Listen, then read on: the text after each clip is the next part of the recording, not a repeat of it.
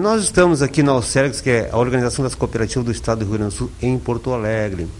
E vamos falar com o presidente, o professor Virgílio Pérez, sobre essa instituição que é muito importante. Nós vamos perguntar inicialmente para o professor, está chegando um novo governo aí, o governador Tarso Genro, inclusive, abriu numa nova secretaria que trata exatamente do cooperativismo. Tudo bem, professor? Tudo bem, um grande abraço. Falando do cooperativismo, tem que se divulgar as boas notícias na área cooperativa sempre. Professor, a que ponto esta nova secretaria vem fazer um trabalho que auxilie a desenvolver o cooperativismo, que realmente já é forte, mas com certeza vai desenvolver mais ainda quando o governo entra priorizando essa atividade que é, com certeza, produtora de renda e emprego muito grande aqui. A construção da nova secretaria vai poder realmente direcionar melhor as políticas públicas do Estado a favor do desenvolvimento cooperativista, e principalmente algumas áreas, porque a secretaria está linkada também, vinculada com o desenvolvimento rural. De um lado isso é positivo, do outro lado também é negativo, que dá para entender de novo que, sob o ponto de vista do pensamento público, o cooperativismo está muito vinculado ao agronegócio, à agricultura.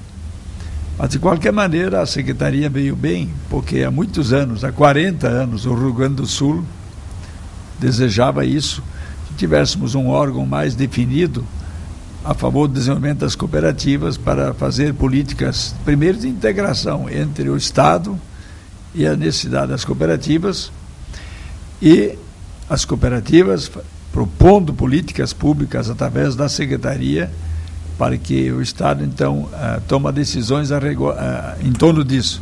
De qualquer maneira, um avanço no Rio Grande do Sul, e nós temos as melhores esperanças que tenhamos, durante os próximos 4 anos, um plano de ação que corresponda exatamente às premissas que o cooperativismo gaúcho colocou a todos os candidatos antes das eleições. Isso nós o fizemos e encaminhamos isso, um grande debate que foi feito em setembro, antes das eleições, para discutirmos as bases de modificação que as cooperativas queriam.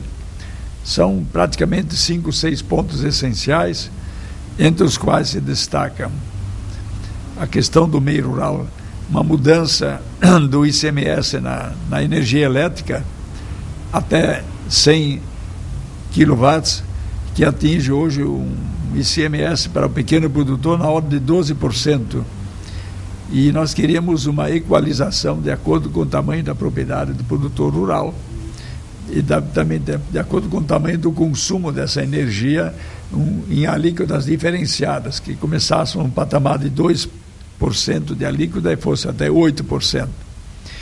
Uma linha de financiamento especial para a construção e modificação das redes de energia monofásica, em bifásica e trifásica, porque esse é um processo que atrasa o desenvolvimento do Rio Grande do Sul hoje, a questão da instalação da energia elétrica, porque o produtor rural, por exemplo, na área do leite, pequeno produtor, ainda que ele tenha 5, 10, 20 animais para tirar o leite, ele tem que fazer isso escalonado, animal por animal, porque a monofásica não permite utilizar um equipamento mais moderno. Então isso atrasa o desenvolvimento, né?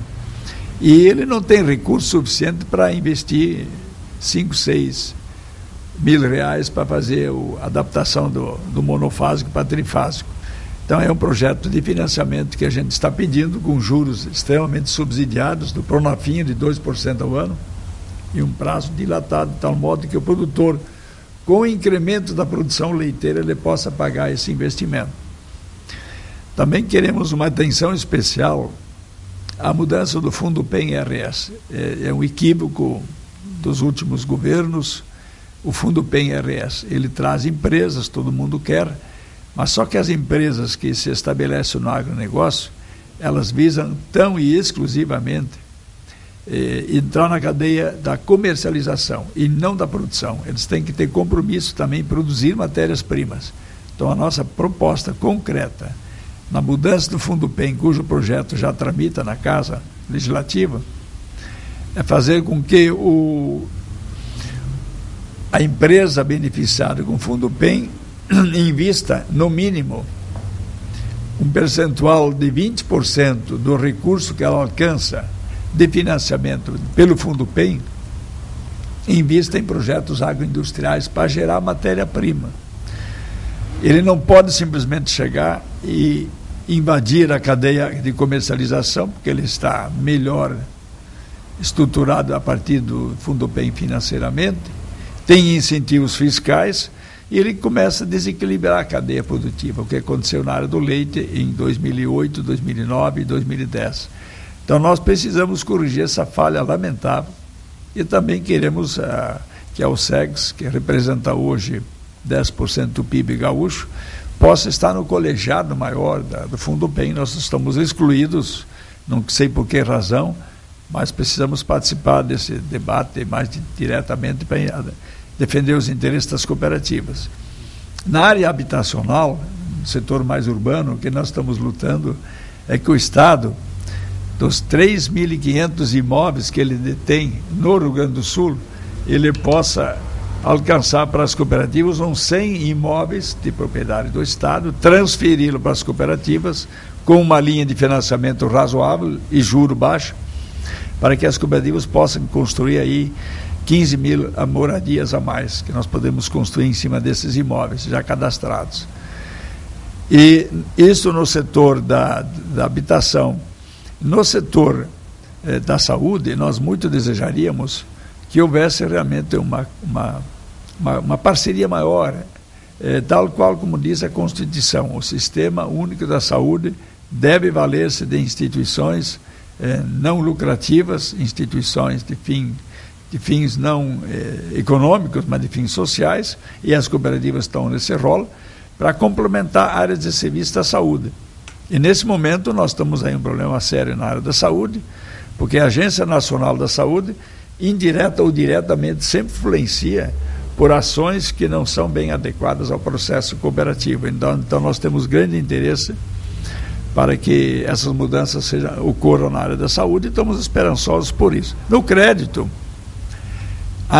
com o grande crescimento das cooperativas de crédito e com um ranking praticamente 9% do sistema financeiro gaúcho já, as cooperativas de crédito organizadas por funcionários públicos, seja a nível municipal, estadual ou federal, eles sofrem um enorme prejuízo pelas consignações em folha de pagamento, que o Banrisul tem uma taxa muito baixa, e não sendo pelo Banrisul a folha de pagamento, principalmente do Estado e prefeituras, passa necessariamente a consignação por um banco privado, e o banco privado, a cobrança é 1%. Então, tu perde completamente o resultado financeiro, dá um custo anual de 13% de consignação e tira a liquidez da cooperativa, tira a rentabilidade.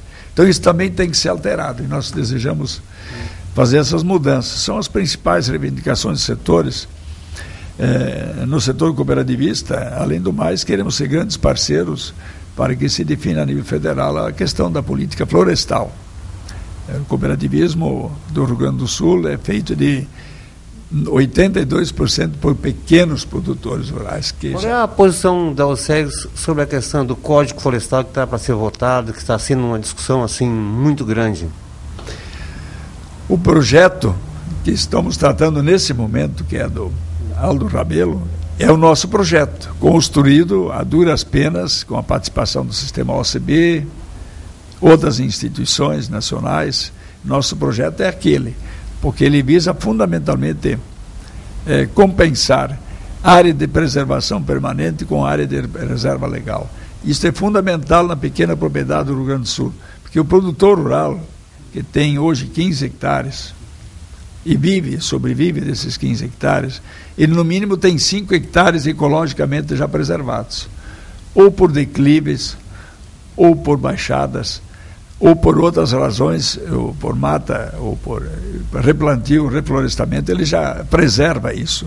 Nós temos no Rio Grande do Sul, inclusive, 9% de preservação permanente, que são as águas. Não há no Brasil nenhum estado brasileiro que tenha mais águas do que nós aqui. Então, se nós fizermos um estudo macro da preservação florestal e do meio ambiente, O Rio Grande do Sul é que mais contribui no Brasil para o meio ambiente. 9% em águas, isso significa dizer que nós não plantamos em 9% o nosso território, nada, a não ser cultivamos água, que é fundamental à sua preservação e à natureza. Então isso também tem que ser compensado, isso. Então essa compensação está prevista nesse projeto e apoiamos totalmente esse projeto do Aldo Rebelo. Bom, a OCEGS, evidentemente, ela abriga todas as cooperativas de todos os segmentos no Rio Grande do Sul.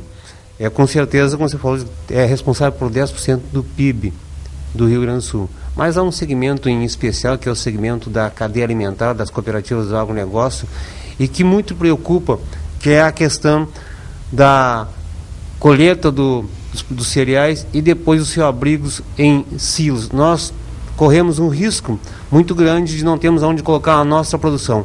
Aonde que a OCEGS entra aí, que nós sabemos que ela briga muito por essa questão, que é uma questão crucial para quem produz e depois vai perder a sua produção se não tiver onde colocar?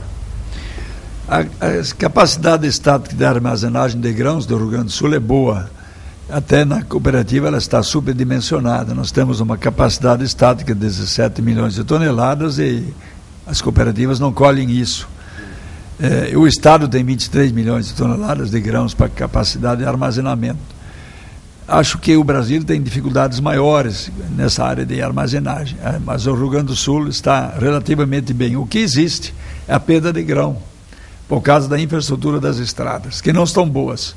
E nós não fizemos, em que pese que, por exemplo, se discuta há 10 anos com muita força, e principalmente nos últimos 4 anos, a questão da utilização de outros meios de transporte do agronegócio, das riquezas da agricultura.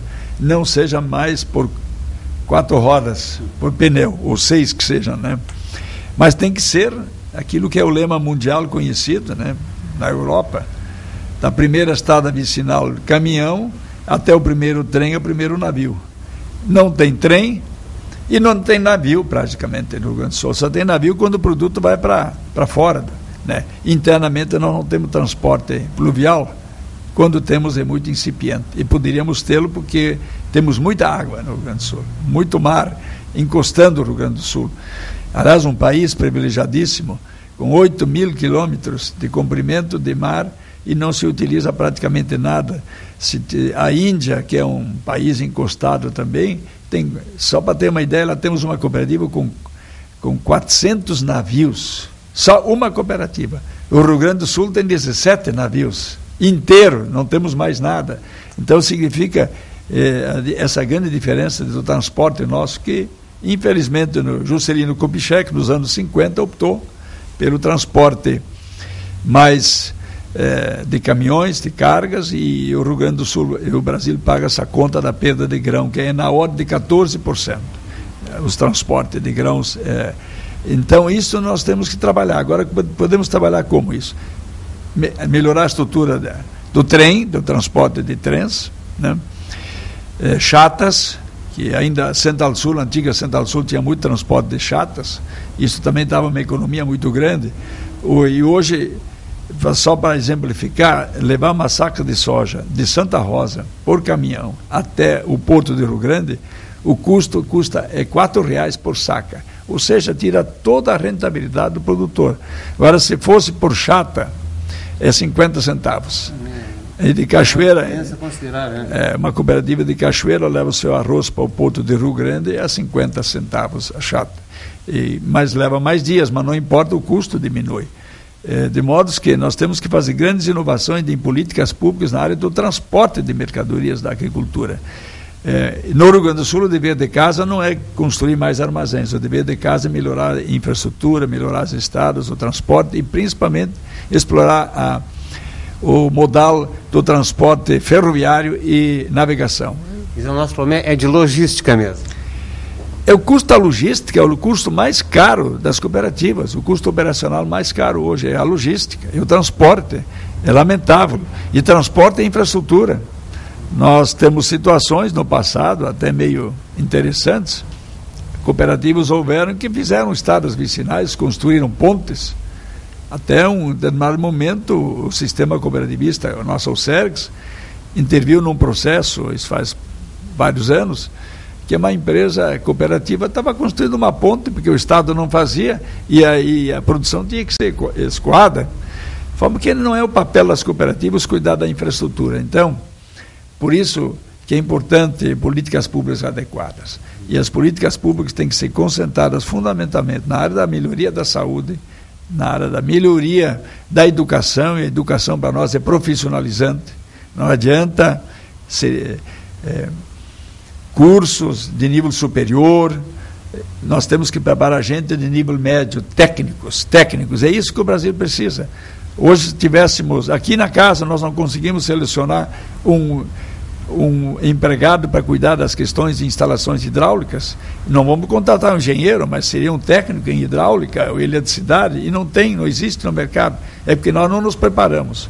E na agricultura, o técnico agrícola, que as escolas têm que ser melhoradas, né? Em vez de montarmos escolas de administração, de contabilidade no interior, de nível superior, teríamos que montar modernas escolas técnicas de segundo grau, preparando gente para o campo, técnico agrícola, técnico agropecuário, técnico veterinário, técnico em florestamento e reflorestamento, esta área que vai gerar riqueza. E aí, esta é a mudança profunda que nós temos que fazer na área do ensino.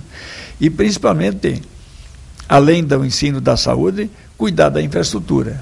Sem estradas, nós vamos perdendo 14% de grãos e perdendo grande parte da nossa riqueza, do nosso Estado, por falta de infraestrutura no transporte. Professor Virgílio, para encerrar, a OCERGS participa de muitos eventos, e um em especial é a Expo Direto. Como é que está a participação e como é que se encaminha a Expo Direto para este ano? A grande feira, Expo Direto, maior feira cooperativa do mundo, eu acho, acredito. Tem no Paraná, Cocamar, um projeto semelhante, mas a nossa agora tem áreas internacional esse ano, a partir desse ano. Temos até um grande evento no dia 16 de março, com participação do Rabobank, na parceria que fez com o Sicredi, e do sistema Raiffeisen da Alemanha com a OCERGS, e tem outras ações internacionais de repercussão. A grande feira Expo Direto veio para se afirmar e vai ser melhor ainda esse ano.